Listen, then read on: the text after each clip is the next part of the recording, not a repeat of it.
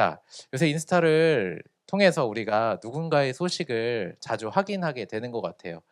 스토리가 이렇게 특별히 올라오면은 특별하지 않죠. 그냥 스토리가 올라오면은 이 사람이 뭘 했는지 또 누구를 만났는지 알 수 있습니다. 그래서 제가 몇 가지를 오늘 좀 정리해 봤는데 자, 장준영 형제 외출 나왔더라고요. 외출 나왔는데 연락도 없었어. 네, 수요일 날 외출 나와서 먹었던 거 뭔지 아는 사람? 양꼬치. 나도 알고 우리 뒤에 있는 네, 동아 형제도 알고. 그리고 예지자매 목요일 날 뭐 했어? 목요일 날 팔씨름 했지? 팔씨름 게임. 팔씨름 게임 했는데 악력이 몇 킬로라고요? 90이었어? 40 아니었어? 40. 40킬로. 90이면은 큰일 나. 네. 그리고 어진 형제 어디 있어? 닌텐도 무슨 요일이라 했어? 금요일. 그치. 자, 미안해요. 개인적인 정보를 막 남발해서. 그런데 뭐 다들 아는 거잖아. 스토리에 이렇게 올리는 거. 자, 여러분 제가 지금 나름대로 몇 가지만 얘기를 했는데 나름대로 제가 그 소식을 안다라고 생각해 볼 수 있어요. 누가 뭘 했고 누구를 만났고 어땠고. 자, 그런데 이렇게 인스타 스토리에 올라오는 소식을 안다라고 해서 제가 그 한 사람 한 사람을 깊이 안다라고 말할 수 있을까요? 없을까요? 없어요. 자, 누군가 여행 간 사진을 올려요. 그런데 제가 그 사람이 요즘 어떠한 고민을 가지고 있는지 그 사진만으로는 알 수 없어요. 또 누군가 카톡 프사가 또 바뀌게 되면 업데이트했다고 뜨는데 그 카톡 프사가 바뀌었다라고 해서 그 사람이 하나님 앞에 어떠한 질문을 가지고 있는지도 알 수 없어요. 또 뭐 청년부 단톡방도 있지만 여러분들이 속한 어떠한 단톡방이라고 한번 쳐봅시다. 단톡방에 함께 있지만 그 사람이 정말로 힘들 때 누구에게 기도 부탁을 하는지 우리가 알 수 있어요, 없어요? 알 수 없어요. 자, 무슨 말이냐면 우리가 서로의 소식을 자주 보지만 하지만 서로의 마음은 자주 놓칠 수 있다라는 것을 이야기를 하는 거예요. 자, 지금 이 자리도 그렇습니다. 예배 안에서도 그렇습니다. 우리가 함께 찬양하고 함께 예배하고 같은 공간에 있고 이 사람 이름이 뭐고 몇 년생이고 요 정도까지 안다라고 하더라도 누가 요즘 지쳤는지, 누가 기도가 필요한지, 누가 믿음 안에서 다시 일어서고 싶은지를 모르는 채 지나갈 수가 있다라는 거예요. 그런데 오늘 본문은 우리에게 한 가지 질문을 던지는데 그것은 뭐냐면 말씀을 받은 사람은 어떠한 삶으로 살아가게 될까요?입니다. 네, 말씀을 받은 사람이 어떠한 삶으로 살아가는지 오늘 말씀을 통해 그 답을 찾을 수 있기를 원합니다. 자, 여러분 예를 한번 들어볼까요?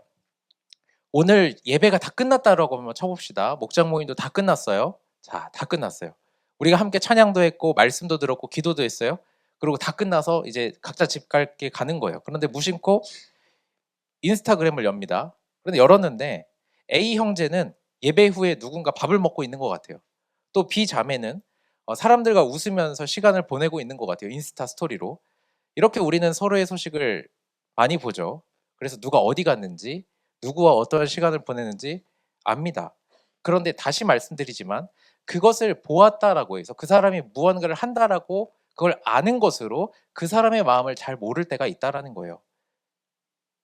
예를 들면 이런 거죠. 요즘 내가 사실 지쳤는데 내 믿음이 예전과 같지 않은데 기도해야 되는 거 아는데 기도가 잘 안 된다라는 마음이 있는데 우리는 그 마음을 모를 수도 있다라는 거예요. 왜냐하면 이런 마음들은 사진으로, 인스타 사진으로는 알 수 없어요. 카톡 프사로도 알 수 없습니다. 웃고 있는 사진만으로는 그 사람이 정말 괜찮은지 알 수 없습니다. 그냥 예배의 자리에 함께 앉아 있는 것만으로 그 사람이 믿음 안에서 단단히 서 있는지도 사실 알 수 없어요. 그래서 교회 안에서는 이러한 일이 생기는데요. 같이 예배를 드렸는데 누가 지쳐 있는지 몰라요. 같이 밥을 먹는데요.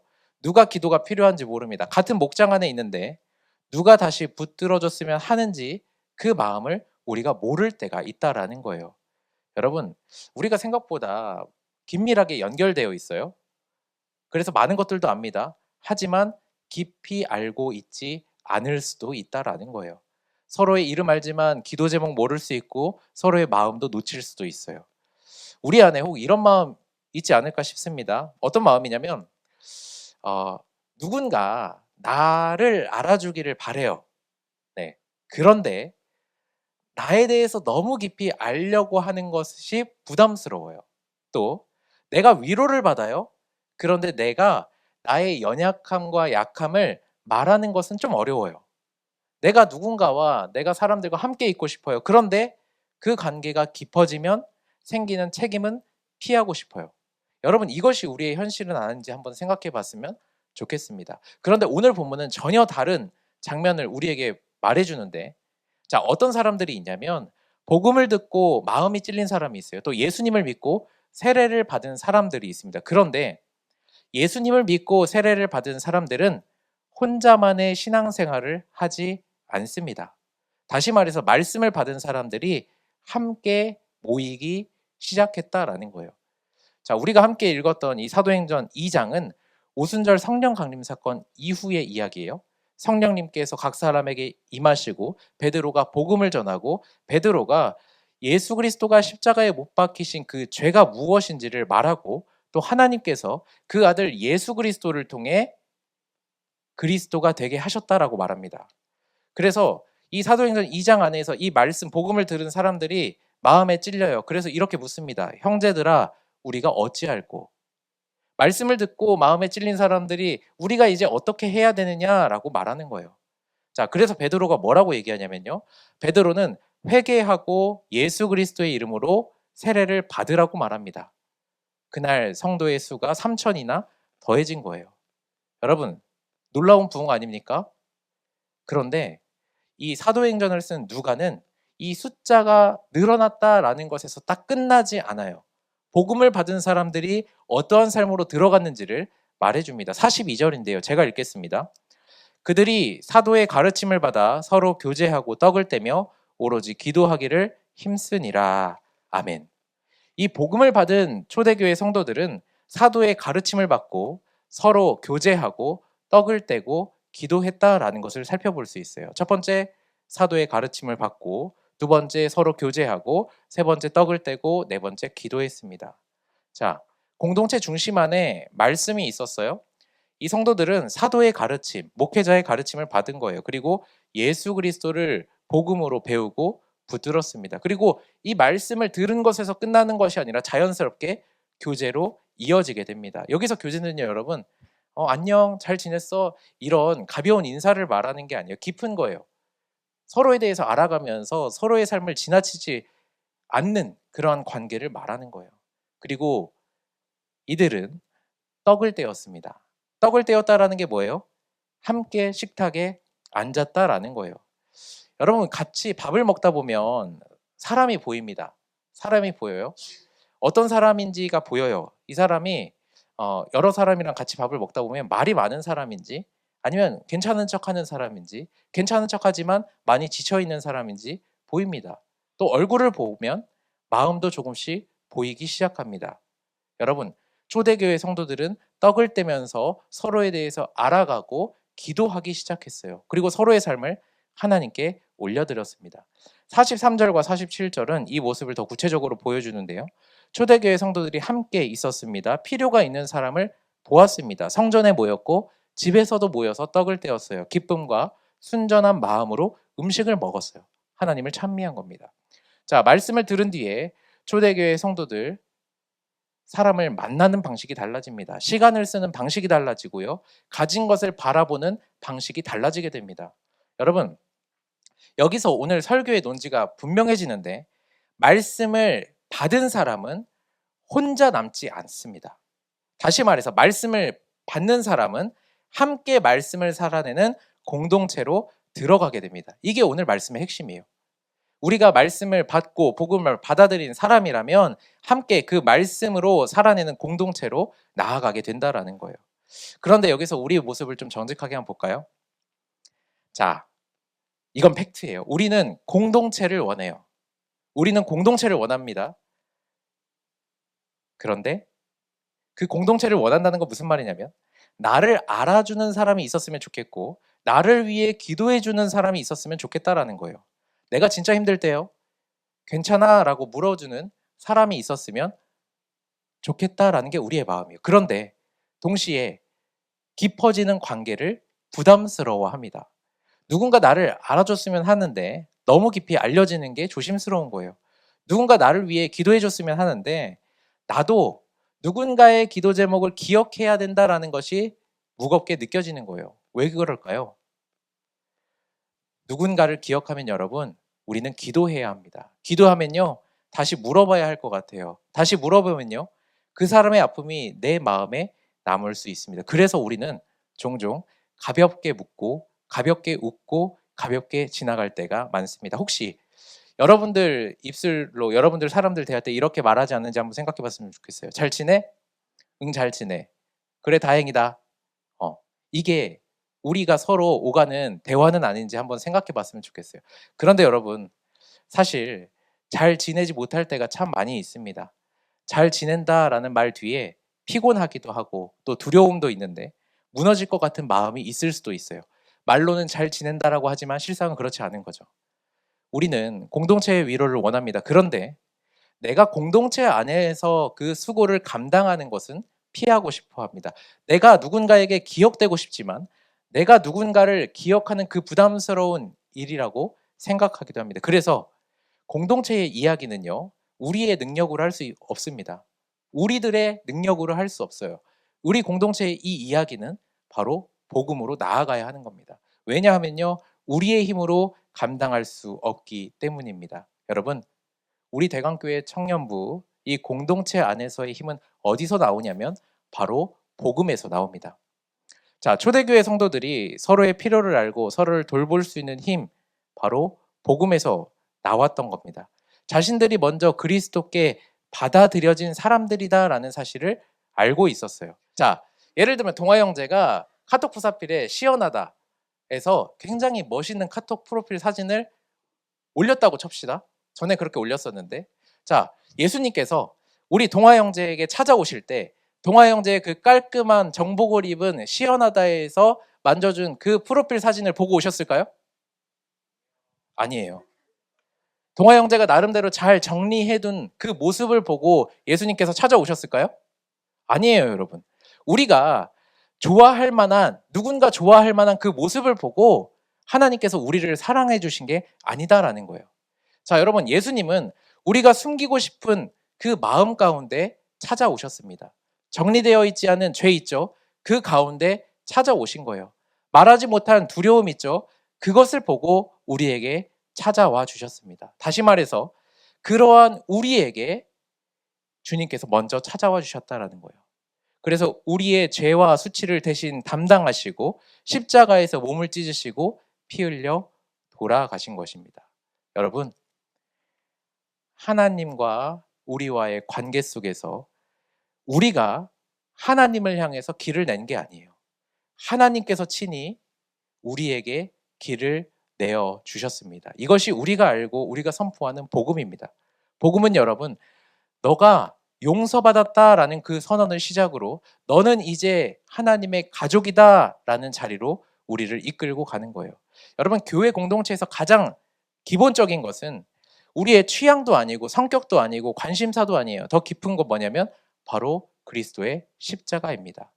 자, 보네퍼라는 사람이 뭐라고 얘기했냐면요, 그리스도인의 공동체가 내가 꿈꾸는 이상적인 사람들의 모임이 아니라 그리스도인의 공동체는 그리스도께서 내게 주신 형제 자매를 받아들이는 자리라고 말했습니다. 여러분, 양옆에 있는 사람 얼굴 한번 볼까요? 자, 이제 고개가 잘 안 가는 쪽으로 한번 또 볼게요. 반대쪽으로도. 네. 승빈, 뭐야? 딴 데 봐. 이쪽 봐. 아까 봤잖아. 다 봤죠? 자, 이제 저를 보세요. 우리가 가끔 착각하는 게 뭐냐면요, 그리스도인의 공동체가 내가 생각하고 내 기준에 맞는 사람들의 모임이라고 생각할 때가 있어요. 그런데 보네퍼가 뭐라고 얘기한 거냐면 우리 공동체는 내가 원하는 사람들의 모임이 아니라 내 기준에 충족된 사람들의 모임이 아니라 내 기준이 아니라 하나님께서 우리에게 보내주신 형제 자매를 받아들이는 자리라고 말씀을 해주셨어요. 자, 예를 들어서 여기 제 옆에 누군가 있다고 한번 쳐볼게요. A라는 사람이 있어요. 그런데 제 기준에 안 맞아요. 네, 뭔가 계속 안 맞아. 나랑 잘 맞지도 않아. 근데 얘랑 같이 예배를 드리고 찬양하고 또 같은 목장이야. 그렇게 묶어버렸어. 하는 게 짜증나. 그런데 여러분, 이 사람이 하나님께서 내게 보내주신 사람이다라는 것을 기억해야 한다라는 것입니다. 봐봐요, 여러분. 목장 안에 보면요, 여러분들과 다 속도가 같아요? 자, 성격 급한 사람 손 잠깐 들어봐. 성격 급한 사람. 오케이, 손 내리고. 나는 성격 급한 게 이해가 안 된다. 손 잠깐 들어봐. 있지? 오케이, 오케이. 자, 나와 목장 안에서 속도가 다른 사람이 있어요. 또 나는 목장에서 이만큼 표현하는데 목장에서 이만큼 표현하는 사람이 있어요. 나는 신앙적으로 지금 막 뜨거워요. 그런데 미지근한 사람이 있어요. 여러분, 그런데 우리가 기억해야 되는 게 뭔지 알아요? 나와 속도가 같거나 다르거나 나와 표현 방식이 다르더라도 나와 신앙의 온도가 다르더라도 그 사람이 바로 예수 그리스도께서 핏값으로 사신 사람이다라는 것을 기억하셔야 됩니다. 그 사람을 하나님께서 내게 보내주신 형제이고 자매라는 것을 기억하셔야 합니다. 그래서 여러분, 우리가 공동체 안으로 들어갈 수 있는 거예요. 나와 맞는 사람만 찾는 것이 아니라 그리스도께서 내게 주신 형제 자매를 믿음으로 받아들이는 자리로 나아갈 수 있게 되는 거예요.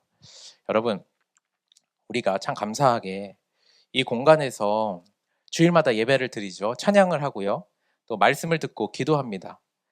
이 말씀이, 우리가 들은 말씀이 또 사무엘관, 이 장소에서만 끝나지 않아요. 이걸 기억하셔야 됩니다. 여러분, 주일에 와서 문 목사님 말씀 듣고 그래 뭐 마음의 위로가 됐다, 나름대로 은혜 받았다 하고 딱 끝나는 게 아니라요. 여러분, 그 말씀이 여러분들의 관계 안으로 흘러가야 돼요. 여러분들 말씀이 여러분들의 식탁의 자리로 가야 되고, 여러분 말씀이 누군가의 기도 제목을 기억하는 사람으로 흘러가야 합니다.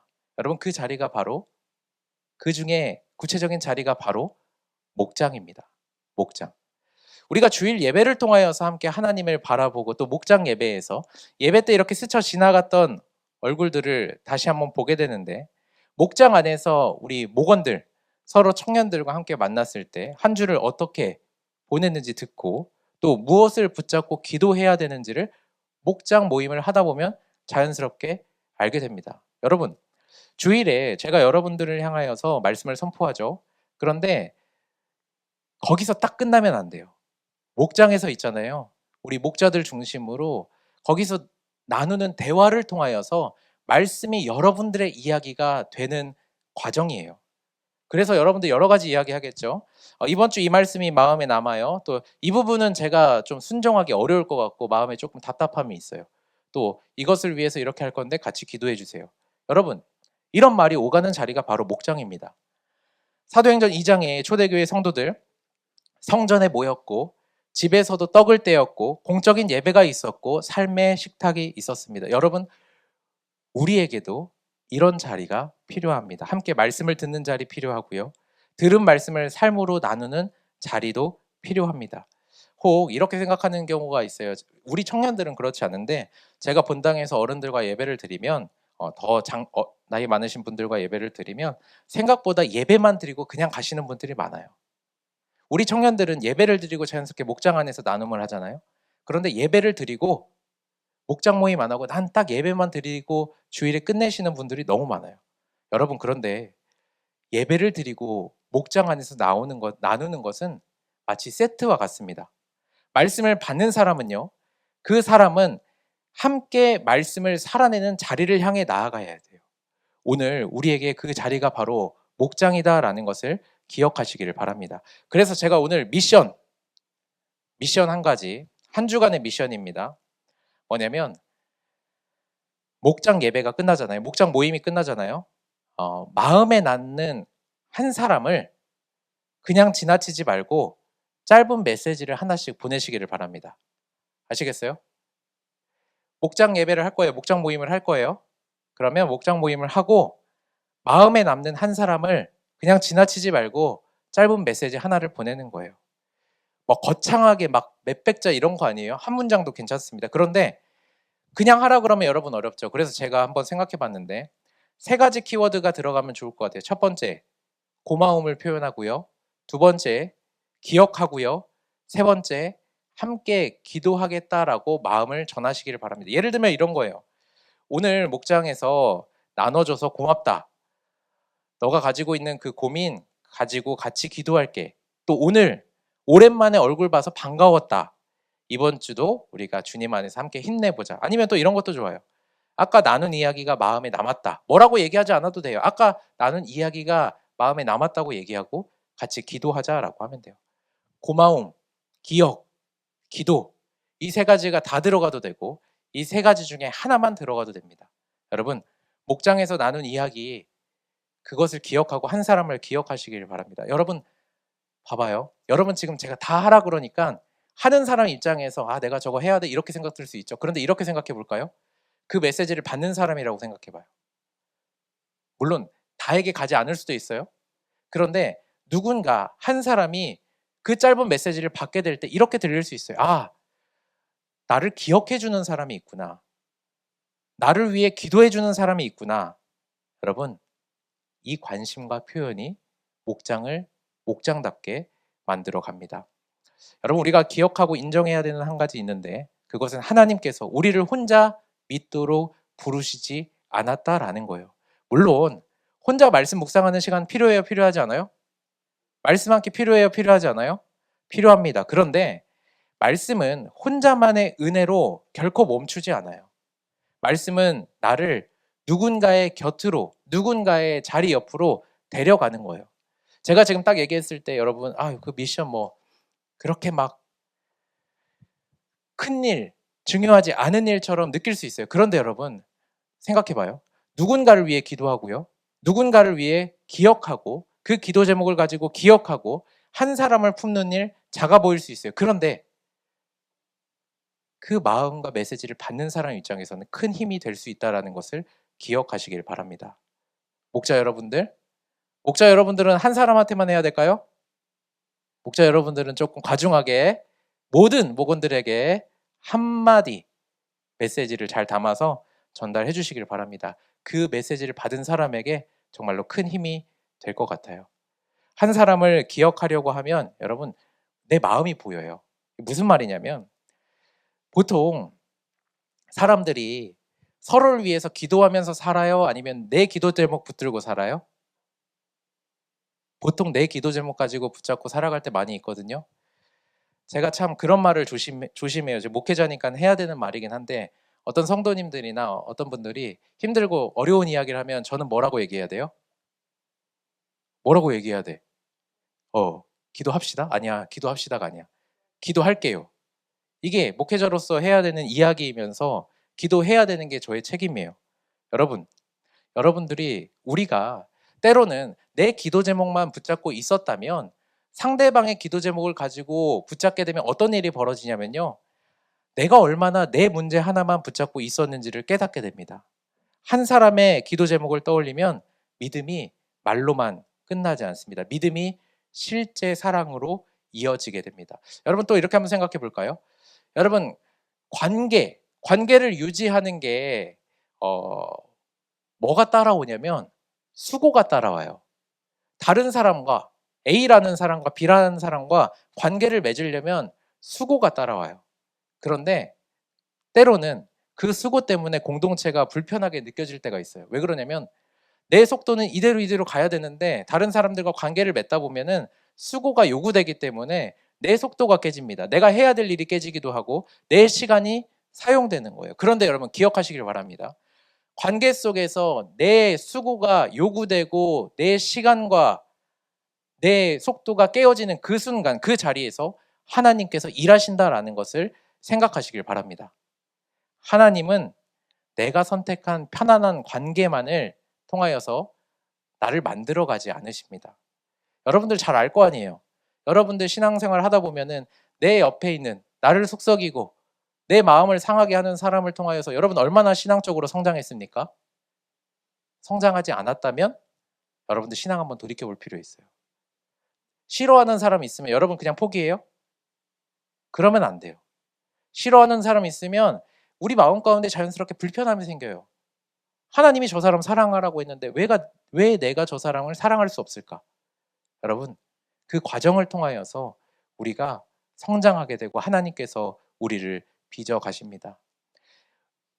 내가 좋아하진 않지만 내 기준에 합당하진 않지만 하나님께서 내게 보내신 그 형제와 자매를 통하여서 나를 빚어 가시는 분이 바로 하나님이심을 신뢰하며 나아가기를 원합니다. 다시 말씀드려요. 말씀을 받은 사람은 복음을 받은 사람은 함께 말씀을 살아내는 공동체로 들어가게 됩니다. 이제 말씀을 맺도록 하겠는데요.